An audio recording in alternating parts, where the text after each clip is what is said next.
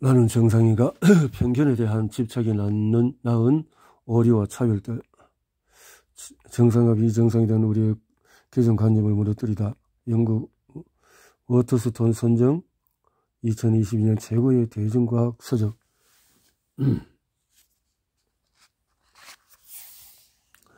나의 몸은 나의 마음은 정상일까?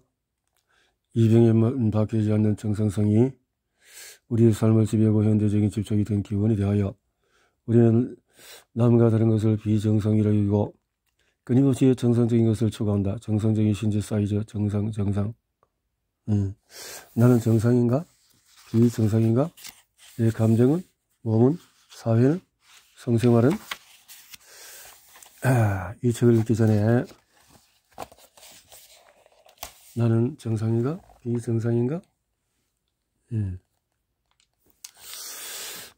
이 책이 제기하는 질문들을 뒷받침하기 위해서 책의 끝부분에 1889년 환각청조사부터 1949년의 메소 옵서베이션 성조사에 이르기까지 19, 20세기 실생의 역학적인 조사 원본 그대로 실어두었다. 의사과학자, 사회과학자들은 이 질문지를 활용해서 인간의 정상적인 신체, 정신, 감정, 성생활을 밝히려 했다.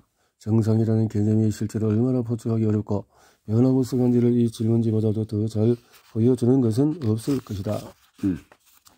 정상적인 감정, 정신, 신체. 나는 정상인가? 프롤로그에서 나는 이 질문은 표면상은 아주 간단한 것처럼 보인다. 어쩌면 여러분이 평소에 스스로에게 던지는 질문일 수도 있다. 내 정이나 신체의 사이즈는 또 다른 사람 앞에서 우는 것은 또 키우는 개가 얼굴을 핥도록 내버려두는 것은 뭐 등등등 모든 삶에 있어서 이런 것이 정상일까? 비정상일까? 어디 뭐 비교할 수 있는 잣대가 있나 이 말이죠. 나는 소심하고 서투른 아이였다. 1990년 초반에 어릴 때는 다 소심하다가 또 자존심, 자긍심이 커지기도 하고 그렇죠.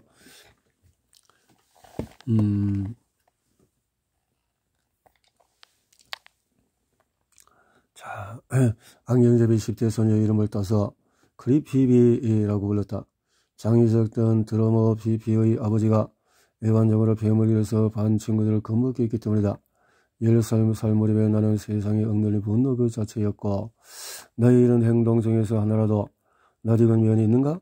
만약에 그렇다면 어쩌면 나 역시도 결국은 평범한 10대였을지도 모른다. 하지만 대부분의 10대들처럼 나도 내가 정상이라고 여겨본 적이 없었다. 내가 정상이냐? 정상이 아니냐? 정상일까?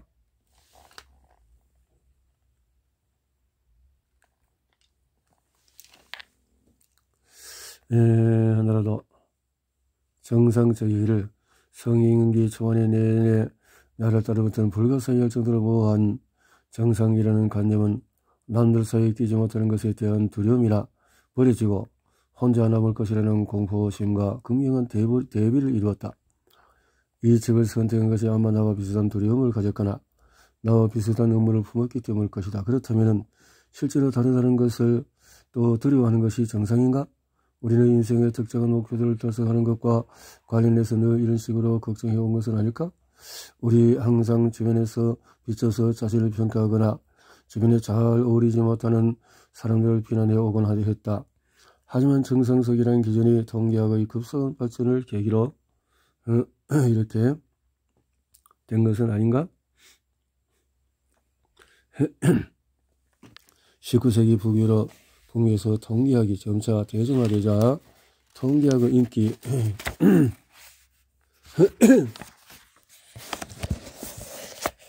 고무대형 과학자들은 인간의 속성을 측정해서 처음에는 평균을 그린 다음에는 표준을 찾아내려고 시도했다. 표준을 정하기 위해서는 인간의 삶 전체를 아우르는 강금이한 표준화 과정을 통해 무엇이 그리고 누가 정상인지를 정의해야 했으며 이러한 정의는 결과적으로 무엇이 가치 있고 누가 가장 인간적이라는 판단에 함축했다.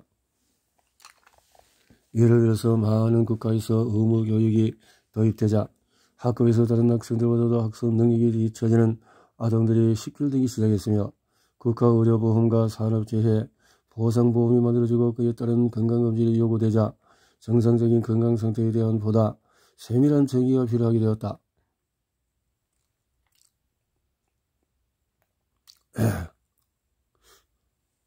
또한 서구 국가들의 적극적인 평창으로 과학자들의 지구 곳곳을 측정하고 정의할 수 있는 환경이 조성되었으며 그들을 통해 모국 인구와 그 외 지역에 거주하는 사람들이 비교되었는데 거의 항상 백인에게 유리한 방식으로 비교되었다.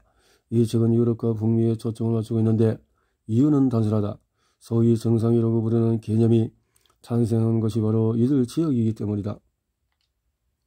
유럽과 북미를 기반으로 만들어진 기준이 나머지 세계에도 적용될 것이라는 가정은 말 그대로 그저 가정뿐이다. 그러므로 서구 연구자들이 만들어낸 정상의 과학이란 서구의 기준에서 적절한 개인의 존재 방식에 반하는 모든 공체들을 타조화하는 것과 다름이 없다. 그렇다고 그들이 항상 무슨 의도를 가졌거나 그들 중에 사회적인 약자를 지지하는 사람은 아무도 없었다는 말은 아니다. 서구 연구자들 가운데서 일부는 자칭 사회주의자였고 어떤 이들은 페미니스트 운동을 지지하거나 제국주의 침략을 비난하기도 했으며 동성애 합법화를 주장하는 사람도 있었다. 그러나 많은 서구의 남성 연구자들은 사회적인 사다리 맨 꼭대기에 그들이 자리 잡을 것은 자연의 순리라고 생각했다. 그들은 날 때부터 인간 진화의 최상위 단계에 자리를 잡은 사람들이거나 그렇게 태어났으려고 스스로 믿는 사람들이었다. 자선이라도 베푸는 양 타인의 발전을 위해 기준말에게 노력을 기울이는 사람들이었다. 당시 식민지를 정당화하기 위해서 제기된 주장에는 식민지 사람들의 삶이 서구 규범의 지도를 받아 아니 오늘날의 표현대로라면 서구 규범을 폭력적이고 잔인하게 강제함으로써 개선되었다는 의견도 있었다. 인도의 경우 영국 군대에 의해서 수십만 명이 죽임을 당했고 상업적인 이익을 얻으려는 영국 정부가 인도 제품을 수출하는 바람에 기아가 거듭 발생해서 수백만 명의 목숨을 잃었다.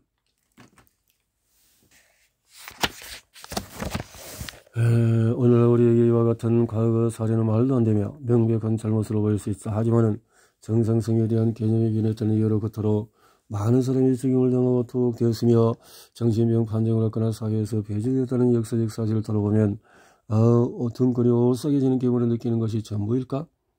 나는 있다고 믿는다. 우리는 정상성이나 자연스러운 또는 바람직한 것에 대한 정의를 끊임없이 다듬고 확장한다. 그런 와중에도 그런 것이 도대체 있기나 한 건지 고민하기를 멈추지 않는 사람들도 많다. 우리는 정상성을 보이지 않는 자연의 법칙이나 부모 또는 선조들이 알려준 바로 그 자리에 존재하는 법칙으로 가정한다. 거기서 오른쪽이든 왼쪽이든 살짝 비껴 있을 수도 있겠지만 말이다.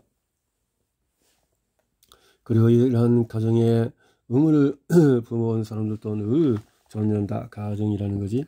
이러한 가정에 이른바 정상이라고 불리는 것은 전혀 정상적이지 않을 수가 있다. 하지만 의약품 치료법이 위어드한 사람들, 백인 남성용으로 설계되어 있다면 최상의 효과를 내리라고 어떻게 기대할 수 있을까? 질병은 남성과 여성 피부색에 따라서 다르게 나타난다. 1990년까지는 약물 실험 대상이 남성인 경우가 흔했다. 대개 여성보다 남성의 호르몬 수치 변동이 적은 편이어서 연구자들에게는 남성이 좀 더 비용이 덜 들고 편한 대상이었다. 의사 앨리슨 맥그리거는 섹스는 중요하다는 여성들에게 처방된 의약품이 예상치 못한 부작용 때문에 어떻게 미국 시장에 퇴출되는지를 보여준다. 예를 들면 수면 보조제인 앰비엔의 경우에 늘 20% 후에야 여성이 남성보다 대사 속도가 느리다는 사실을 밝혀지면서 그제야 여성의 복용량을 남성이 절반으로 낮추게 되었다. 앰비엔 복용 여성들은 잠이 덜 깬 상태로 일어났고 체내에 약물이 남아있는 상태로 출근길에 차를 몰았다. 위어드 집단을 대상으로 한 연구 결과로 전 세계 인구의 나머지 88%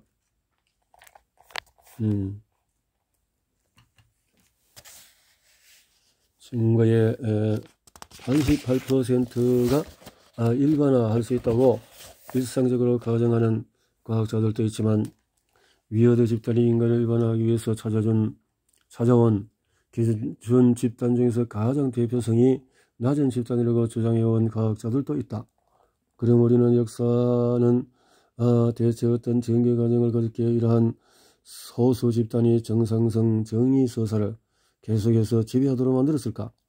규범과 규준이 채택되어 온 논쟁적인 역사를 탐구함으로써 나는 여러분이 무엇을 정상이라고 생각하는지, 어째서 그런 규범의 판단으로 스스로 정의하려고 하는지에 대해서 의문을 품고 자극받기를 바란다. 또한 정상성이 우리 삶 속에 어떻게 스며드는지, 우리에게 어떤 영향을 미치는지를 생각해 보기를 바란다. 여러분 자신이 위어디에 속하는지 아닌지는 상관이 없다.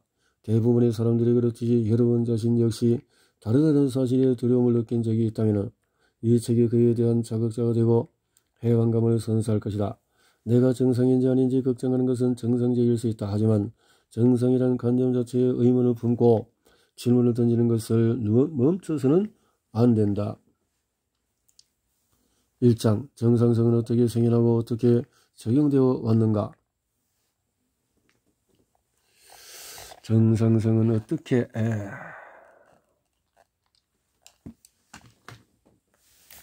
적용되어 왔는가?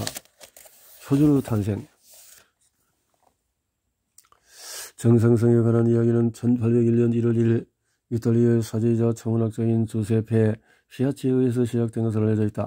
당시 화성과 목성 사이의 행성을 탐색하던 피아치는 새로운 별 하나를 발견했는데, 피아치는 이 행성을 로마의 농업의 여신 이름을 따서 케레스 소행성이라고 명명하고 그 궤도를 추적했다.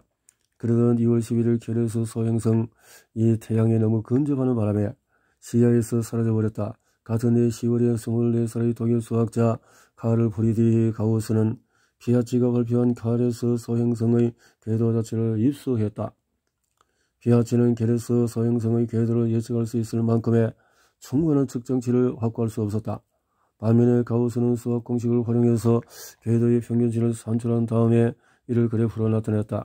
그러자 가운데에는 둥그스름하고 볼록한 정점이 좌우로는 긴 꼬리가 나타나는 종 모양이 비슷한 곡선이 만들어졌다. 가우스는 케레스 소행성이 이 곡선 그래프의 정중앙점에 다다를 수 있는 모습을 드러내게 될 것이라고 주장했다. 다음날 맑은 밤하늘에 이 젊은 수학자의 주장은 옳은 것으로 입증이 되었다. 얼마 가지 않아서 사람들은 이 독일의 이름만 들어도 종형 곡선을 연상하게 되었다. 이른바 가우스 분포. 하지만 이 곡선은 처음에는 오차 곡선으로 불리었다. 수세기 동안의 천문학자들은 천문적학 측정치들이 틀리기 쉽다는 사실을 잘 알고 있었고, 이들은 다수의 측정치를 산출하는 것으로 이 문제를 처리해왔다. 그러다 보니 사소한 오류는 빈번했지만은 크게 빗나가지 않았으며, 가우스가 그리는 곡선 모양 역시 이러한 관행의 결과물이었다. 여기까지라면 그럭저럭 괜찮을 수 있다. 어쩌면 여러분도 선반 같은 것을 설치할 때 구멍을 뚫어야 할 자리를 정하느라 여러 번 반복해서 치수를 재고 또 재본 경험이 있을 것이다. 정상성과 관련해서 의견 충돌의 직접적인 원인 제공자는 1796년 헨트 절생의 의욕적인 벨기에 통계학자 아돌프 케틀레다. 브레셀에는 케틀레의 이름을 딴 거리도 있는데 40년간 그에게 안식처와 같았던 왕립 천문대에 자리하던 곳이기도 하다.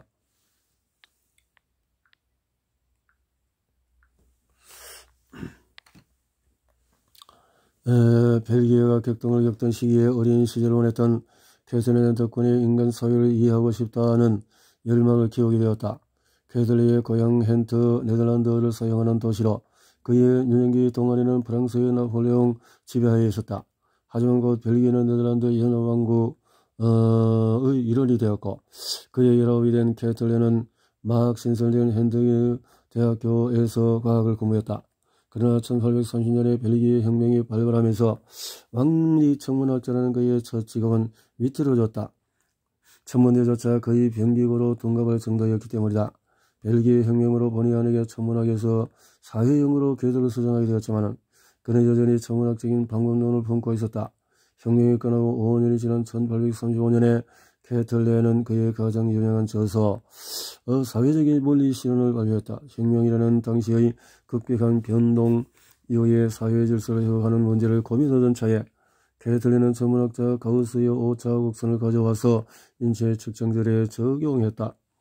천체와 인체에서 얻은 측정치들은 본질적으로 종류가 다르다는 점을 감안할 때 오차 곡선이 효과가 있을지는 확실치 않다. 예컨대 인간의 신장을 측정하는 것과 별의 정확한 위치를 특정하는 것은 별개의 문제다. 인간의 신장을 나타내는 하나의 정확한 측정치란 존재하지 않으며 인구 모 집단에서 가장 많이 관찰되는 신장에 기초한 평균이 있을 뿐이다. 하지만 참과 오류라는 초문학적인 지식 개념에 기반함으로써 인간 사이의 표준은 평균인 동시에 옳은 것이라는 가정과 처음부터 뒤얽히게 되었다. 표준적인 이상에 미치지 못하는 사람은 오류가 되었다. 이제 이러한 오류는 천문학의 실수가 아니라 진이나 자연의 착오가 되었다. 결국 아주 단순한 그래프 하나가 표준에 대해 과학적인 강박을 불러일으키기 시작했다. 어쩌면 학교에서 배운 적이 있다는 사실을 어린 벗이 기억하는 사람이 있을지도 모르겠지만 이 종형곡선은 사회과학과 생명과학 전반에 걸쳐서 오늘날까지도 여전히 널리 활용된다. 하지만 종형곡선의 기본이 분명하게 보여주듯이 그래프가 나타나는 정교분포는 원리에 의도와는 매우 다른 기능을 수행하고 있다. 어쨌거나 별 위치에는 적용되지 않지만 인체 측정 지들에는 영향을 미치는 많은 요인이 존재한다. 신장을 예로 들어보자. 자, 종형곡선에 이렇게 측정 집단에 따라서 달라질 수가 있다. 집단에 따라서 달라질 수도 있다. 평균 신장처럼 사실에 기반한 듯이 보이는 측정치도 처음에 생각했던 것처럼 그리 간단한 문제가 아니란 것이 금세 명확해진다. 그러므로 종형곡선은 인구 집단의 특징을 요약하는 하나의 방법으로 여전히 일상으로 사용되고 있다. 하지만 전체의 망원경 너머를 응시하던 종형곡선의 창시자들은 그 곡선을 정상성의 척도로 삼겠다는 사고는 고사하고 인간의 특징을 측정하는 데 사용하겠다는 생각은 꿈조차 꾸지 않았다. 평균은 최초의 정상적인 인간은 그렇다면 어떻게 어떤 이유로 사람들은 자신을 정상이라고 생각하기 시작했을까? 대략 1820년 전까지만 해도 자신이나 상대방을 묘사하기 위해 정상이라는 단어를 사용하는 사람은 없었다. 과학자나 의사들도 인구 집단을 이해하기 위해서 정상이라는 단어를 사용하지 않았다. 정상이라는 말은 수학에서 각도와 방정식, 공식을 나타내기 위해서 사용되는 용어였다. 따라서 선과 연산은 정상이지만 사람은 정상일 수 없었다. 그럼에도 당시에 정상 의미가 변하고 있다는 암시는 있었던 것 같다. 몇 년 전 정상성에 관한 초기 연구들을 추적하던 나는 헨트를 방문했고 내가 머물던 곳 인근 거리의 명칭이 노르말스 홀스트라트라는 것을 알게 되었다. 나는 그 도료명 표지판이 나오도록 셀카를 찍었다. 캐슬리의 위대한 업적은 르오무 모옌 평균인이라는 개념을 고안해냈다는 것이다. 캐슬리는 통계 분석을 건드려 평균인이 진정한 인간을 대표했다고 생각한다.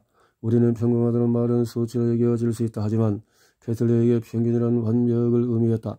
캐슬리는 모든 자질은 그것이 적절한 한계를 벗어나지만 않는다면 본질적으로 훌륭하며 평균에서 극단적으로 이탈하는 경우에만 문제가 된다고 공언을 했다. 평균을 산출하기 위해서는 상당한 규모의 표본이 필요했다. 캐슬리가 보기에 군대야말로 평균을 위한 완벽한 시험장으로 제격이었다. 이 벨기에 통계학자는 스코틀랜드 군인 5,700여 명의 가정들의 측정치를 목록화해서 데이터했는데 오차곡선상의 오류들로 전환되었다. 오류들 캐슬리의 미적 이상과 복제하다. 대부분의 르네상스 예술가들의 완벽함을 추구한 만큼 다양성도 중시했다면 캐슬리는 평균인이 있는 그대로의 모습을 반영한다고 주장했다. 그럼에도 이후의 이유로 인들한 신장체형 외모와 관련해 자신들 주변에서 발견되는 모습과 고전적인 이상 간의 격차가 있다며 걱정하기 시작했다. 곡선 어디 건강이 잘못됐을까 생각한다는 거지. 인구 건강 총조사 정상의 반대는 뭘까?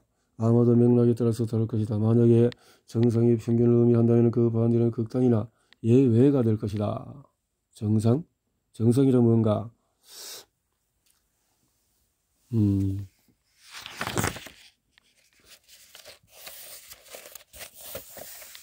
정상과 비정상, 거머리 사혈, 자신의 기저에 피가 한 방울도 넘지 않았다고 항의하는 환자에게 거머리 50마리를 추가하라고 간호사에게 지시하는 불세를 풍부하는 거머리로 아유 피를 뽑는 거머리.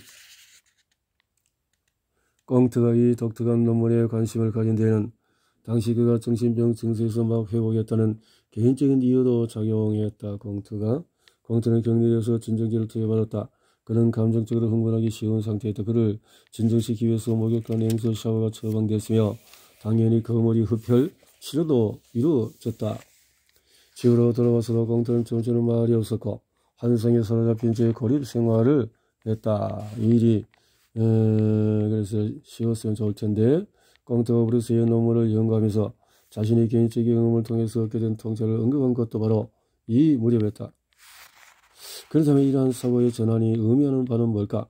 우선 꽁트가 보기에는 정상적이거나 병리적일 수 있는 대상은 비단 건강만이 아니었다. 인간의 모든 행동이나 관습, 간행, 신념, 관념도 같은 척도로 건들 수 있었다.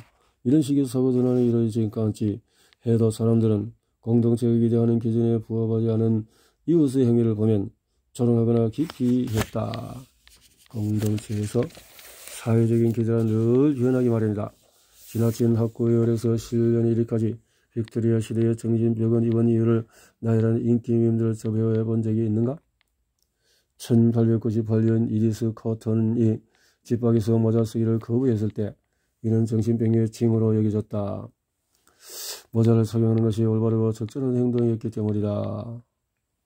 그러나 별난 행동과 광기, 건강과 질병이라는 수백 드럼에 위치 지어졌던 것이 개인들만은 아니었다. 비슷한 시기에 누가 정상이고 어떤 행동과 어떤 신념이 용이될 수 있는가에 생각하는 학대되어 모든 집단과 공동체에 적용되기 시작하자 정상성의 역사에서 한층 암울한 장이 펼쳐졌다. 정상성의 역사는 곧 배제의 역사다. 일반적으로 정상성은 계급, 인종, 젠더, 종교적인 신념이라는 기준과 함께 작동해왔다. 이러한 경향은 인류의 도덕적인 지적 능력을 이해하기 위해 사회학적인 법칙을 입증하거나 완성하려 했던 과학자들이 점차 인류의 능력을 통제하는 데 그 법칙을 이용하려 함에 따라 강화되었다.